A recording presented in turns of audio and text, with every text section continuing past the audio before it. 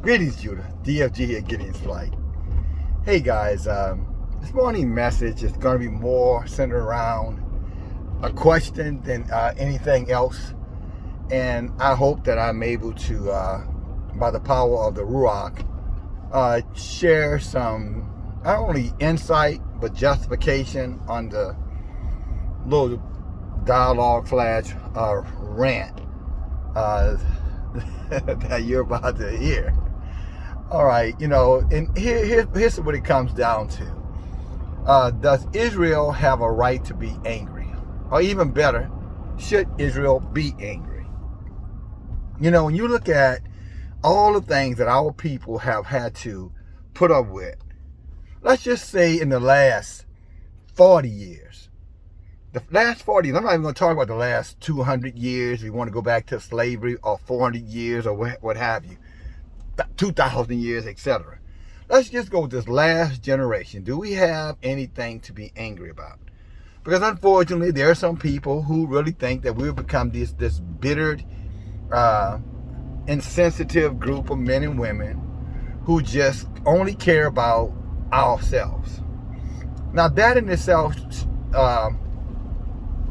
shows a level of, well, I'm going to say it nice. It shows a lack of knowledge. Because if you look at our behavior the last 40 years, mass incarceration, we didn't go out in the street and burn buildings because they were locking up our men and women because of Joe Biden's laws, Clinton's laws, crack cocaine, 100 to 100 sentencing. We didn't go, march on the Capitol building and demand that, whoever was the president, from Reagan all the way through, I guess Biden, that, we'd like to get their scalps and, we want to bring some kind of bodily harm to them. We didn't do that. When they took and, deprived cities like New Orleans for Katrina, when it flooded, and called our people refugees. You remember that? The refugees on the bridges, the refugees, all in the streets. They're the refugees, they're looting. Let's get our guns and let's go out and let's get, corrupt cops, and robbers and thieves and breaking their homes and steal everything that they left. And let's shoot down their young men because after all, like Hillary Clinton said, and Donald Trump, they're nothing but what? Wild predators, super predators. Remember New York, Central Park? The Central Park 5. We remember that? But we shouldn't be angry. We shouldn't be angry that when we look at, how crack, was pushed in our communities, intentionally pushed in our communities, destroyed generational wealth like you would never believe. I mean, when I grew up, in the city of New Orleans, I grew up in a predominantly black segregated area. And I'm not 100 years old. As a matter of fact, in the 80s, I was just turning into, wasn't even quite an adult yet, just becoming an adult. But the one thing I remember about the 80s, I remember that my friends, most of my friends, fathers had businesses. I'm talking about black businesses. They were gardeners. They worked in construction. They were, bakers. They were small business owners. They had mom and pop stores. They had cleaners. One of my uncles had a cleaners. They had, what else kind of businesses they had back then? Like they were plumbers, electrician, refrigeration. Hell, even in school, there was a trade that you could take up called, or you could go to the industrial art schools. When I was a kid, and learn a trade. One of my brothers has had a very, very prosperous life because of the trades he learned, in high school, and then opened the door for him to go to trade school when he got out of school. Now, this was in the 60s and the 70s. But all of a sudden in the 80s, they decided that, let's just push crack cocaine because we need to support the war in Central America, with the Contras. And since we can't get the taxpayers to pay for it, let's just get those niggas to pay for it. They're animals anyway. So who or why should we care about their souls? So what they did is to support the war in Central America, they flooded our communities with crack cocaine. Now, I know some of you are saying, and again, we're talking about the last 40 years, and why are we angry? Or do we have a right to be angry? But anyway, they flooded that crack cocaine in our communities. There was a slow up. They started with marijuana, and then they started off with, drugs, laced marijuana. I won't get into what they were lacing it with. And then before you know, you had people thinking they were smoking marijuana cigarettes and they were smoking crack cocaine, which is probably one of the most highly addictive drugs ever on the planet. And you know what happened to all of that black wealth? That people like Jason Black and others want to say, we were so busy chasing after white women that we didn't care nothing about leaving an inheritance to our children. That just shows their ignorance. They have no idea. They weren't there. They've taken, to their soapbox and trying to tell our young people, that their parents and grandparents was just a bunch of sex perverted Caucasian sex chasers, which is a lie because, again, there weren't any whites when we grew up. We went into segregated school. There was no white sexual access for us to chase. Those fools are getting it mixed up with some Hollywood bullshit. They watched too much television. And they watched enough of a television, and now, they believe in their own lie. I guess they thought all of us was Sidney Poitier, and guess who's coming to dinner. But I digress.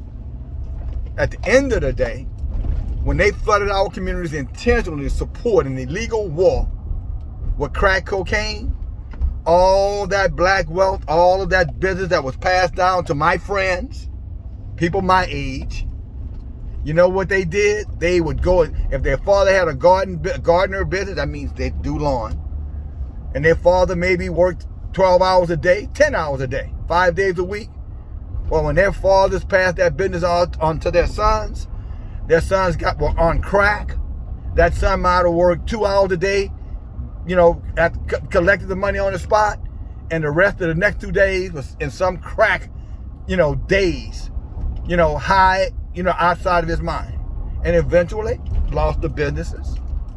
They lost the homes because most of the homes became crack houses because, again, when the parents left the home down to the kids and the kids were on crack, you really think they gave a damn about paying property taxes? I know some of you say, well, DFG, aren't you making up excuses? No, I'm not making up excuses. I'm just giving you an explanation on what happened. You see, it's a big difference when people, armchair quarterback versus somebody out there on the field. So your Jason Blacks and all these other people who are throwing all this negative energy our way, claiming that somehow or another you can't trust, them old niggas. That's the way they say it. Well, I would tell you young niggas who listen to them stupid niggas that you better be careful who you listen to. Because we were there. I grew up around black entrepreneurs. Everywhere you went, there were black entrepreneurs. Everywhere. And what did this country do? Between their so-called interracial, built highways through a lot of these black communities intentionally that led the business out to the malls. Gentrified a lot of these areas because of crack and our people inability to fight off that severe addiction. Let their houses get run down. Let them end up in jail with their 100-to-1 crack cocaine to powder cocaine laws. Their street strike laws. And before you know it, the little black Wall Streets that all of you guys like to brag and boast about became New Jack City to Carter, or whatever name the damn building was. And so at the end of the day, all this silliness, this ignorance about squandering, wealth and being irresponsible and chasing, access to white sex and all that did not happen, guys. I'm sorry, that is a lie from the pits of hell. And the people who are promoting those lies, they're the equivalent of people who talked about what happened in Black Wall Street in Greenwood, Oklahoma. They want to tell you that these whites were jealous and these whites you know, because of their jealousy of black empowerment, they went into Greenwood and just started bombing and burning. They don't tell you the story about, you know, the black guy and the white girl violating all kind of laws in terms of what's the law that whites and blacks weren't supposed to, monogamy, I think that's what it's called. They don't tell you that young black man, the 19-year-old, 20-year-old black man, was in an inappropriate relationship with a married white woman. And then when he got caught, he ran back home to his people, and his people, you know, tried to protect him from getting lynched. And then there was a shootout at the jailhouse where a black man shot a white man first, and then everything else happened after that. Greenwood, Oklahoma sat there for almost 100 years. And well, not that long, maybe 60, 70 years, at least a whole generation. And the so-called white Tulsians, they think the white people in Tulsa didn't see those businesses over there. They just considered, oh, that's on the other side of the track, and you don't go over there unless you're looking for whores and drugs. That was their attitude. And our people was, yeah, stay your asses on your side of the track. We're doing just fine over here. But can you imagine if you were living there and you saw everything that happened, and then you get someone who read some papers, some news articles, you know, in the 21st, you know, century, and now all of a sudden they've changed the whole story. It was all about hatred and jealousy and envy. Not that there wasn't some hatred, jealousy, and envy there, but that's not how it happened. That's not what kicked the riot off. Those people, those cultures that lived side by side for, again, over a decade. Over a decade. I'm not sorry, over a generation. So no, brothers and sisters, it was more to it than that. In all truth, it all went down because of what I shared with you. But here's the overarching point that I'm trying to make here is that you can't, you know, if you weren't there up close and personal, and you're getting the story secondhand, then you got to understand, you know, you're going to have to do some more research before you just jump on the bandwagon. At least if you're an intelligent person, you got to get some more information. You can't be lazy-minded. You got to do some research. And one of the things about Israel is that we won't do research. That's why we're stuck in the mud as a nation of people, because we're mentally lazy. Just give me the quick story. I don't have no time to do no research. That's most of our people. But again, the point that I'm making is that if you were in Tulsa at that time, in Greenwood, and you saw this stuff firsthand, and then you get people in the 21st century changing the narrative and telling you that it has something to do with something that you know absolutely it did not. At least that's not the whole story. They telling half the story. What they're saying is, you know what it is? My side of the story, your side of the story, and then the truth. Well, you can't know the truth unless you were there. You can't know the truth, what happened to black generational wealth in all of these so-called black barrios, ghettos, inner cities. You can't know that truth unless you were there. And some of us have lived long enough to be able to tell you the truth. Because we saw it, we lived it, side by side with them. We saw parents, men who took care of their families. We saw mothers who were home and they educated and made sure their kids were doing the right things. We saw school teachers in our school systems who would bust you behind if you didn't do what was right. We saw them come to your house looking for you. We saw them helping you get clothing, helping you get support. We saw them doing everything you could think of. We even saw, you know, the so-called anti-government groups, Black Panthers, come into our neighborhoods with food and health care services that this wicked, evil nation refused to provide to our people, at least in a fair and equitable way. But again, we have no right to be angry. Now we're being told, oh, you're too hateful now. Oh no, you know what I'm saying? Oh, and let us not forget how they use, you know, so-called gangster rap to get our young men and women in the 80s to think that it was not only okay to sell the drugs in their community, but to kill each other for bling. Remember bling bling? Remember all the fuss and all of the glamour that was placed on bling bling? Come on, y'all know about it. Lil Wayne, Master P, those are the ones who from New Orleans. You know, Cash Money, Baby, Manny Fresh. I mean, you look at the way they exploited our women for money, for access. Oh, and by the way, supported by multimedia outlets. The music mongols behind the scenes. The Jews who intentionally pushed that and celebrated that and encouraged that and rewarded them for that kind of wicked behavior.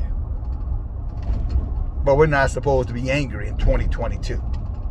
In 2022, we're just supposed to just be taking it on the chin.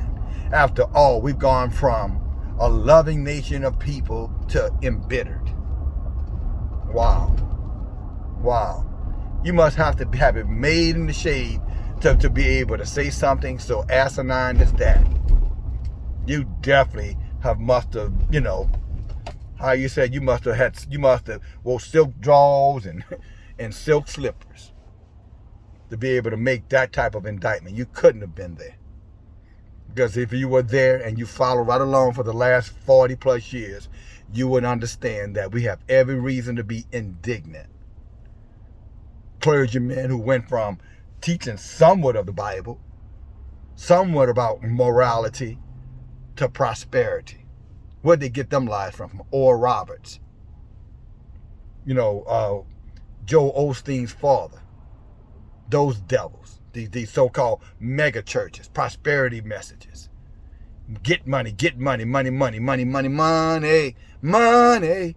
So they had our young people in the street fighting for money, and then they had our religious people in the church praying for it, glorifying it for it. Yeah, what did our book say? What did it profit man to gain the whole world and lose his soul? Profits him nothing. What did Satan tell Yahushua in the Mount of Temptation? If you bow down and worship me, all the things that you see in the power and the glory thereof, I'll give unto you, but you have to bow down and worship me. See, these are the things that nobody want to talk about when they talk about the destroying, you know what I'm saying, of a generation of people. It's just easier to say my mama did it, my daddy did it. But you see, Satan is a wolf. And his angels, you know, as one of the epistle letters, I don't know who wrote it, but said Satan has transformed himself into an angel of light. It's Corinthians is where you can find it. I think 1 Corinthians chapter 11. And his ministers have changed themselves, his ministers, Satan's ministers, have changed themselves into ministers of righteousness. Wolves in sheep's clothing. And again, we're not supposed to be angry. Taught a religious dogma that told us that, you know, we needed to be dead, you know what I'm saying, to get wealth. And then they turned back around and did a spin on us over the last 40 years and said, you know what? No, just give me all your money so you can get Elohim to give you some money. So the same preachers who were telling you about Elohim wanted to bless you told you to bless them first. Prove it. If you really want to bless, give me your tithes and offering. And I mean all of it. All of it. You got a penny, I want that too. And then you're going to see the power of wealth and prosperity. You don't have no faith. Boule, ordained, wicked, or robbers trained, most of them. In other words, white, theological school trained. To come right into our communities, what? And just continue the pilfering of our communities and the stealing. So between crack cocaine, alcoholism, drug addiction, rap music, lack of access, lack of medical care, mass incarceration, if I didn't say it, fathers locked up in jail behind petty crimes that were created and made crimes to make sure that they fell into those snares and taken away from their families. And now you've got children raising children. And then all of a sudden you got murder and mayhem in the streets. And then you know, the elitists, black and white, have the audacity to call our children super predators. No, the super predators was the one who created the environment for all this shit to happen. And let me bring this thing on down to a close. Are we indignant? Should we be indignant? You're damn right we should be indignant. If you're not indignant, then you're just an idiot. Yahushua was indignant. You don't remember him going into the church when they were in there buying and selling? And he said, the Elohim's house should be called a house of prayer and worship, but you made it what? A place where a bunch of thieves, go in and buy and sell? Sort of like the black church right now. Selling goods, selling CDs, selling t-shirts, selling any goddamn, selling access, books, vacations, you name it. You claim it. What did he do? He was indignant. Yahushua. When the Pharisees called themselves calling him out, saying that, you're nothing but a drunkard. You're nothing but a whoremonger. You're nothing but a devil. That's what they call Yahushua. Yes, the one who they called Jesus. They called him a drunkard, whoremongering devil. But then again, he called them a bunch of snakes, a bunch of vipers, a bunch of dunghill, a bunch of, fruitless, trees. He called them a bunch of dogs that could not bark, cannot bite. Yeah, he went in on their asses. He was indignant.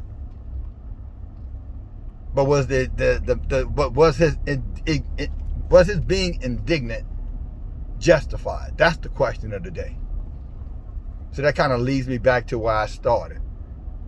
When you think about all the things, from the way they treated our people with Katrina, the way they pushed drugs in our community, the way they have treated our people, with these unjust laws to mass incarcerate, the way they have pushed the abortion narrative, in our inner cities, the way they have pushed the homosexual agenda. Oh, and let us not forget AIDS.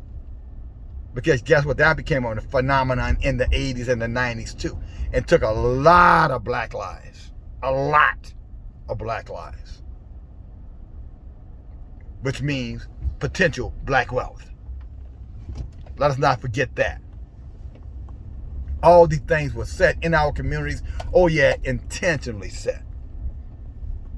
AIDS was a drug that was exclusively in the white communities, and somehow or another, before you knew it, it was in our communities, and it was getting transmitted through homosexual behavior. And then guess what? They did encourage homosexuality in our communities. And now AIDS is the #1 pandemic, believe it or not, amongst black heterosexual women. And right after that, men. They don't tell you that anymore. They just push the homosexual agenda, but they just kind of quiet whispering about AIDS as though somehow or another, the immune deficiency disease has somehow or another gone away. It hasn't. It hasn't. So all you mothers and fathers out there who just say, love is love, then just remember that love comes with a consequence that could very well mean your child dying 20 years before their time, or dying a sad, miserable death. And don't tell me I don't know what I'm talking about. I'm conflating it. No, I lost a brother a year older than me, and guess how I lost him? To AIDS. Guess when he got it? In the late 80s, when all these things I'm telling you about was going on. Oh yeah, and I lost siblings to crack cocaine too. Mass incarceration programs too. Again, I was there. Where were you? I was there. Where were you? It's almost like questioning Peter or James or John or one of the disciples of Elohim about what actually happened versus talking to Paul, who never met the man. And you're taking Paul's word because he went out in the desert some damn where. But you're not going to take the words of Peter and James and some of these others who's right there up close and personal with the man.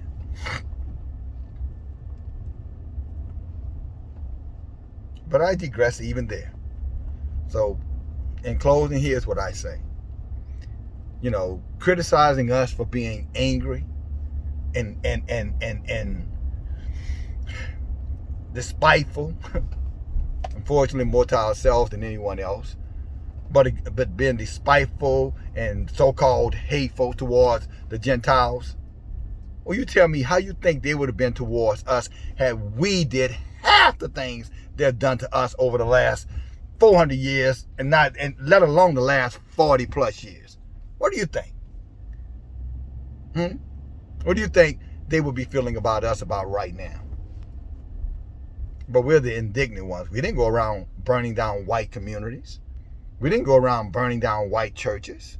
We didn't go around, raping and white women.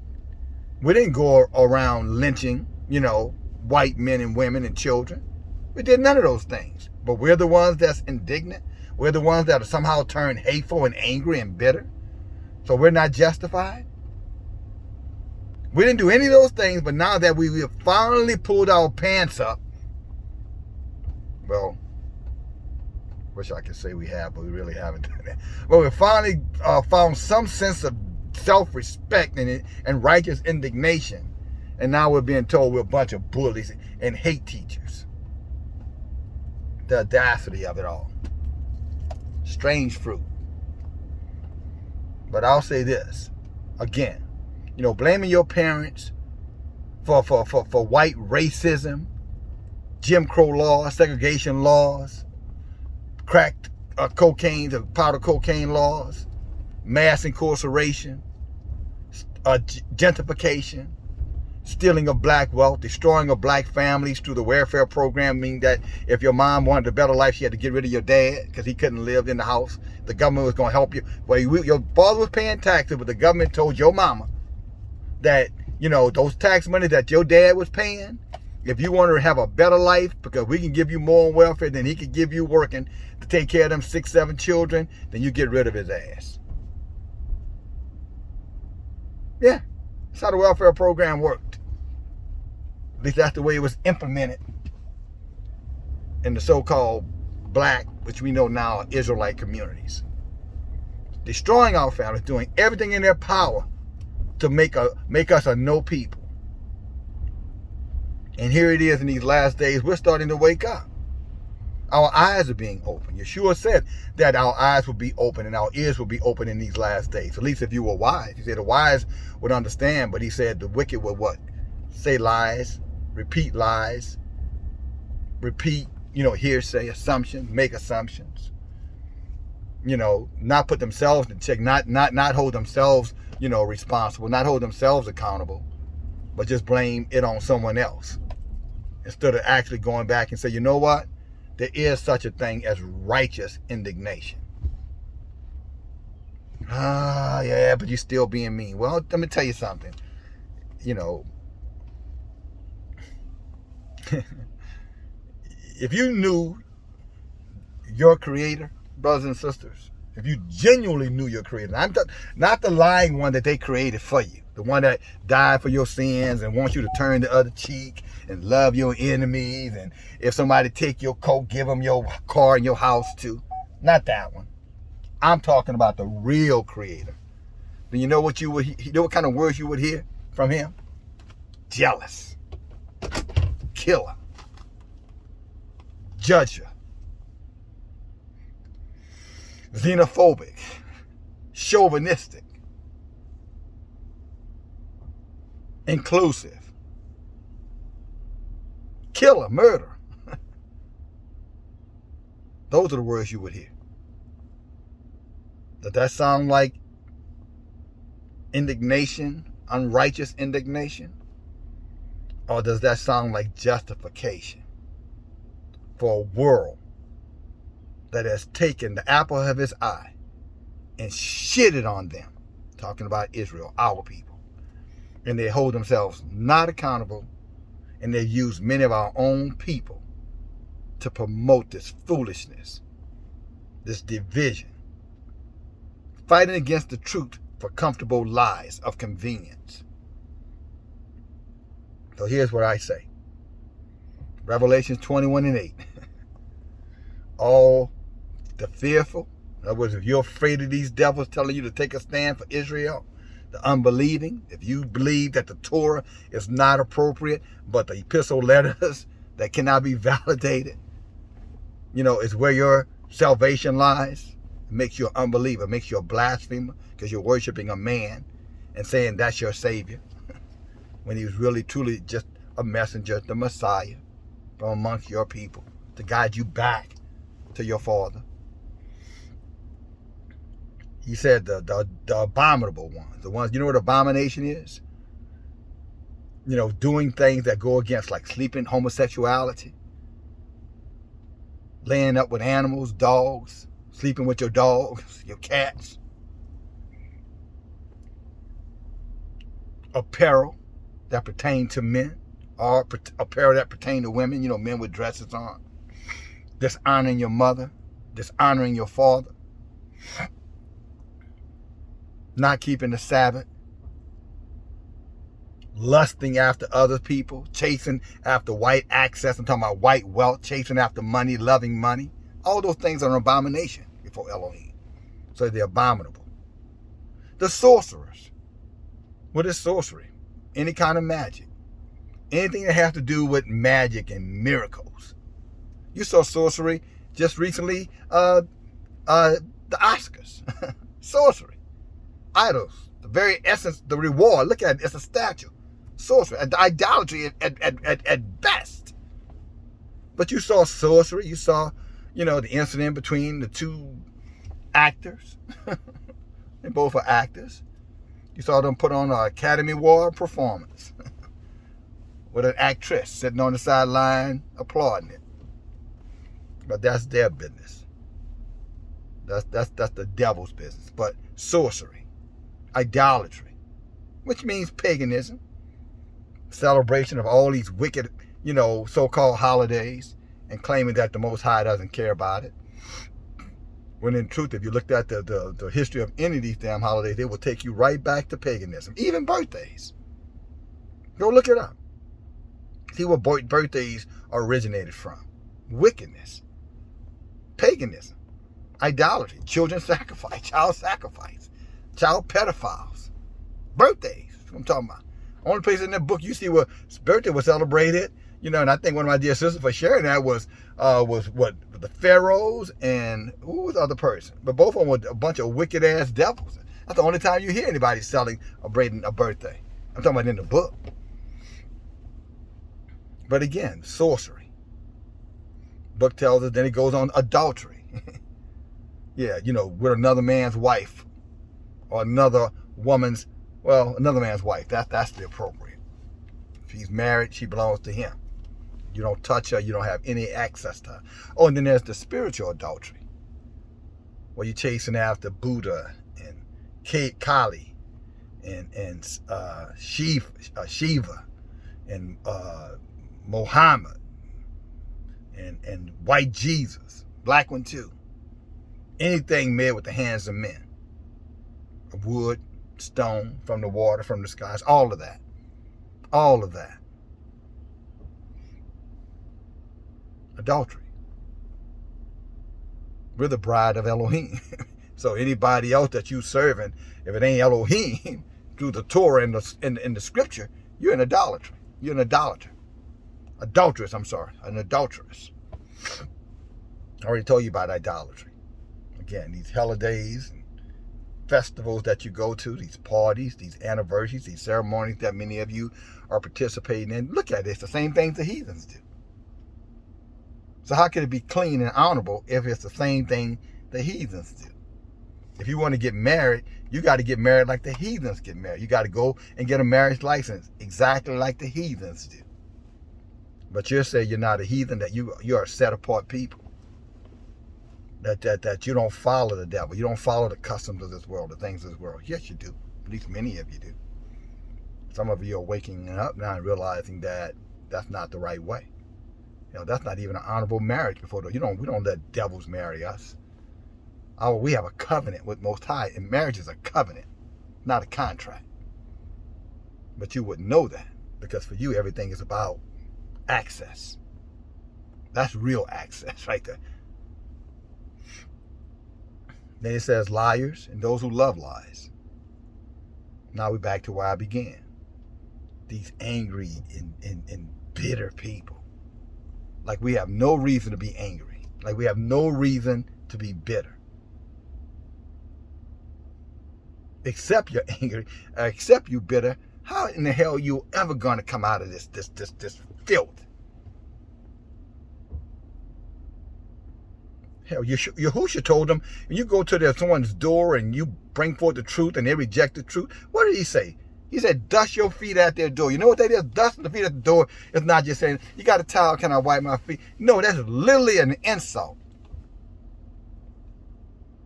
What you do is you be very abrupt. When somebody says, I'm dusting my hands with you, that means I'm finished with you. That's abruptness. That's not politeness. That's what he said. He said, be abrupt with them. Slam the door, more or less, and get it and leave their ass in the dust, in the wind. So no, brothers and sisters, you're not indignant because you're coming into the knowledge of who you are. You're not indignant or angry because you're frustrated with the evil wickedness of the Gentiles and the heathens and the traitors amongst our people who support their wickedness. That doesn't make you indignant or bitter. What it makes you is intelligent. Our book says, eye for an eye and a tooth for a tooth and an arm for an arm and a foot for a foot. And a life for a life. Exodus chapter 20. Go read it. It has nothing to do with bitterness and hatefulness. It has everything to do with being sick and tired of being sick and tired. So here's what I say to you, my brothers and sisters of Israel. Those of you who are not allowing these naysayers, these wolves in sheep clothing, who are going to try to make you feel bad for taking a stand for Elohim, for your people. That's what I say to you. Rebuke the devil. Rebuke the devil. And what our book said, he will flee. DFG. Talk to you soon. Bye now.